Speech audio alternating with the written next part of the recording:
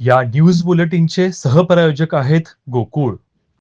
शहराच्या मध्यवस्तीत असलेल्या तोरसकर चौक येथे आज पहाटे 3च्या सुमारास उसाने ओव्हरलोड भरलेली ट्रॅक्टर ट्रॉली उलटल्याने मोठी दुर्घटना घडली.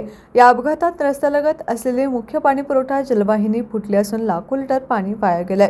पाण्याचे लोंढे परिसरात पसरल्याने अनेक नागरिकांच्या घरांच्या तळागाळात पाणी शिरले आहे. त्यामुळे संसारोपयोगी साहित्य, विद्युत उपकरणे तसेच वाहनांचे मोठ्या प्रमाणात नुकसान झाले. अपघाताची माहिती मिळताच महापालिकेचे अधिकारी, पाणीपुरवठा विभागाचे कर्मचारी आणि अग्निशमन दल घटनास्थळी दाखल झाले. जलवाहिनी दुरुस्तीचे काम तातडीने सुरू करण्यात आले असून काही काळ परिसरातील पाणीपुरवठा बंद ठेवावा लागला. पहाटेची वेळ असल्याने रस्त्यावर वर्दळ नसल्यामुळे मोठी जीवितहानी टळली. मात्र नागरिकांमध्ये भीतीचे वातावरण पसरले होते. दरम्यान गेल्या काही दिवसांपासून शहराच्या मध्यवस्तीतून सुरू असलेल्या ऊस वाहतुकीवर नागरिकांनी तीव्र नाराजी व्यक्त केली. अरुंद रस्त्यांवरून ओव्हरलोड ट्रॅक्टर धावल्यामुळे अशा घटना घडत असल्याचा आरोप स्थानिकांनी व्यक्त केलाय. प्रशासनाने तातडीने ऊस वाहतुकीसाठी शहराबाहेरून पर्यायी मार्ग निश्चित करावा, अन्यथा आंदोलन छेडले जाईल असा इशारा जुना बुधवार पेठेतील नागरिकांनी दिलाय.